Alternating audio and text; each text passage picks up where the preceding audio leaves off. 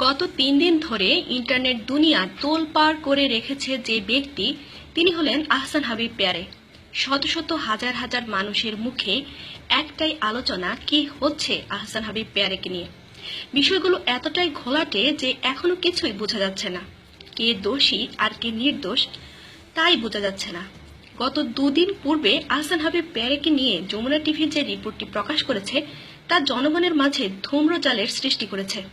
রিপোর্টের প্রথমেই বলা হচ্ছে, জিন ভূত তাড়ানোর নাম করে আহসান হাবিব প্যারে নারীদের থেকে টাকা নিতেন এবং এক নারী অভিযোগ করেছে তার কাছ থেকে 5 লক্ষ টাকা নেওয়া হয়েছে। আরে ভাই, এভাবে যে কোনো নারীকে ক্যামেরার সামনে এনে দাঁড় করালে টাকার বিনিময়ে যে কেউ ভুয়া সাক্ষী দিতে পারে।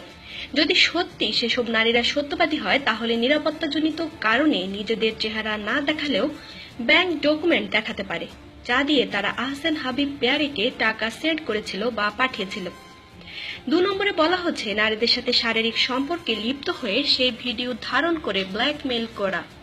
যদি তাই হবে তবে নীল রঙের এই ঝাপসা ভিডিও কেন, যেখানে কোনো চেহারাই স্পষ্ট নয়? তাহলে কি আমরা ধরে নেব এটাও আরেকটি চাল? তৃতীয় অভিযোগ, গরিব দুঃখীদের নিয়ে ভিডিও বানিয়ে নিজের অ্যাকাউন্ট নম্বর দেয়া। জাহান নিউজ বিডি থেকে আমরা জানতে পারি, গত কিছুদিন পূর্বে তিনি মুক্তামণিকে 50,000 টাকা দেন আর তার বাবা মাকে আরো 10,000 টাকা দেন। এছাড়াও তার ইউটিউব চ্যানেল বিশ্লেষণ করে পাওয়া যায়, প্রতিটি ভিডিও অসহায়দের নিয়ে তৈরি। তিনি সামাজিক কর্মকাণ্ডের সাথে জড়িত থেকে তাদের সাহায্য করছেন মাত্র। চতুর্থত বলা হচ্ছে, আহসান হাবিব প্যারের নিকট বহু প্রবাসী টাকা পাঠায় গরিব দুঃখীদের সাহায্যের জন্য। সে টাকা তিনি নিজে মেরে দিয়েছেন। অন্যদিকে বিভিন্ন প্রবাসী ভাইরা বলছেন এটি ঠিক নয় এবং এর বিপরীতে সঠিক কোনো তথ্য প্রমাণও তারা দেখাতে পারছে না। 5 নম্বরে যমুনা টিভি তাদের রিপোর্টে দেখাচ্ছে, তার ল্যাপটপে পর্নো ভিডিও পাওয়া গেছে। এই ভিডিও যে কেউ যে কোনো মুহূর্তে যে কারো ল্যাপটপ কিংবা ডেস্কটপে মেমোরিতে লোড করে দিতে পারে। আর এখানে সন্দেহের বিষয় হলো, যদি আহসান হাবিব প্যারে সত্যি তার সব অপকর্মের দলিল তার নিজস্ব ল্যাপটপে রাখতেন, তবে তিনি পাসওয়ার্ড সহ অনেক সিকিউর পদক্ষেপ নিতেন তা হেফাজত করার জন্য। এভাবে এত সহজে তা খুঁজে পাওয়া আইন শৃঙ্খলা রক্ষাকারী বাহিনীদের জন্য সহজ হতো না। মোদ্দা কথা, কোনো অ্যাকিউরেট প্রমাণ যা এটা প্রমাণ করে যে আহসান হাবিব প্যারে দোষী তা এখনো সামনে আসেনি। বলা হচ্ছে, তিনি ফেসবুকের মাধ্যমে অশ্লীলতায় জড়িত ছিলেন। যদি তাই হয় তবে তার ফেসবুক পেজে যে 2 লাখের উপর ফলোয়ার রয়েছে তারা সবাই কি অশ্লীলতার সাথে জড়িত? এটা তো এমনই প্রমাণ করে, তাই না? আমাদের দেশের আইন শৃঙ্খলা রক্ষাকারী বাহিনীর লোকেরা মাঝে মাঝে এমন দুঃসাহসিক কাজ করে যা গর্বে আমাদের মাথা উঁচু করে দেয়। এ যেমন কনস্টেবল পারভেজ মিয়া, যিনি গত মাসে একটি গর্তে পড়ে যাওয়া বাস যাত্রীদের নিজের জীবন বাজি রেখে বাঁচিয়েছিলেন। এরপর ব্রাহ্মণবাড়িয়ার পুলিশ সুপার, যিনি এক অনাথ মেয়েকে বিয়ে দিয়ে বাবার দায়িত্ব পালন করেছেন। অন্যদিকে অনেক খারাপ রেকর্ডও আমরা দেখতে পাই। এ যেমন চাঁদাবাজি, জনগণকে অহেতুক হয়রানি, ধর্ষণ, অশ্লীলতা ইত্যাদিতে তাদের সম্পৃক্ততা। তারপরও আমরা আশা করব আমাদের দেশের এসব বাহিনী আহসান হাবিব প্যারেকে নিয়ে বিশদভাবে তদন্ত করবেন। অপরদিকে বাংলাদেশের স্বাধীনতা সংগ্রামের সংবাদ বিশ্বব্যাপী প্রচার করে যে সাইমন রিং সাংবাদিক হিসেবে নিজেকে প্রতিষ্ঠিত করেছেন, সেই সাইমন রিং এর হাত ধরে যমুনা টিভির জন্ম। স্বাধীনতা পক্ষের টিভি চ্যানেল হিসেবে আমাদের সবার প্রিয়, তাই আপনাদের প্রতিও অনুরোধ রইল যে প্রকৃত সত্য সকলের সামনে খোলাসা করা। আপনাদের দায়িত্ব এখন আরো অনেক বেড়ে গেল। বিভিন্ন মাধ্যমে যেভাবে আহসান হাবিব প্যারেকে নিয়ে মানুষ বিক্ষুব্ধ হয়েছে, তাতে তার বিষয়টি পুনরায় ভাবা উচিত। আমরা চাই প্রকৃত সত্য সবার সামনে উন্মোচিত হোক।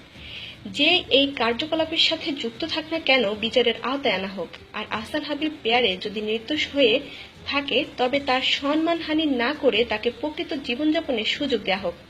71-এর চেতনা থেকে বলছি, এটা আমাদের সবার অধিকার।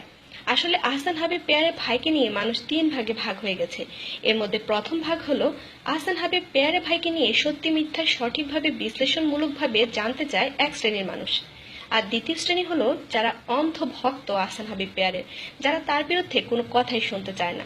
আর তৃতীয় হলো যারা তার ঘোর বিরোধী, শুধু অপেক্ষা ছিল তিনি কখন বিপদে পড়বেন আর তারা তামাশা দেখবেন। এই 3 শ্রেণীর মানুষের মধ্যে আমরা প্রথম শ্রেণী, যারা প্রকৃত সত্য জেনে প্রকৃত অপরাধী ধরার দাবি জানাচ্ছি। সবশেষে আহসান হাবিব প্যারে ভাইকে নিয়ে এক ভাইয়ের ফেসবুক প্রতিবাদ স্ট্যাটাস আপনাদের পড়ে শোনাচ্ছি।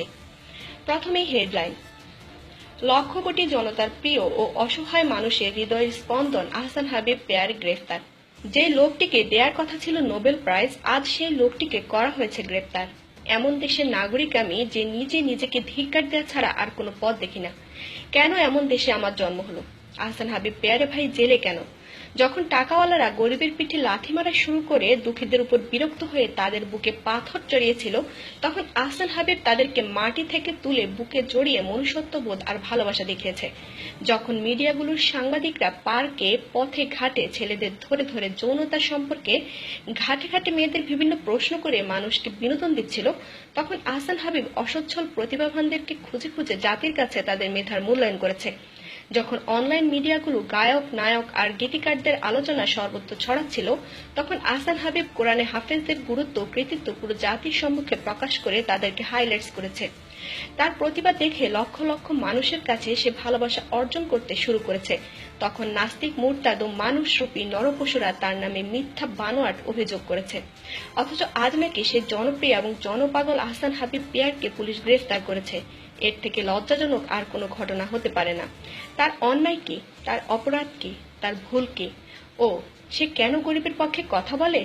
সে কেন অসহায়ের পাশে যেয়ে দাঁড়ায়? সে কেন টুপিওয়ালা, দাড়িওয়ালা? এটাই তার অপরাধ নয় তো? জাহ নিউজ বিডি সকল নিউজ আপডেট পেতে সাথেই থাকুন। ধন্যবাদ।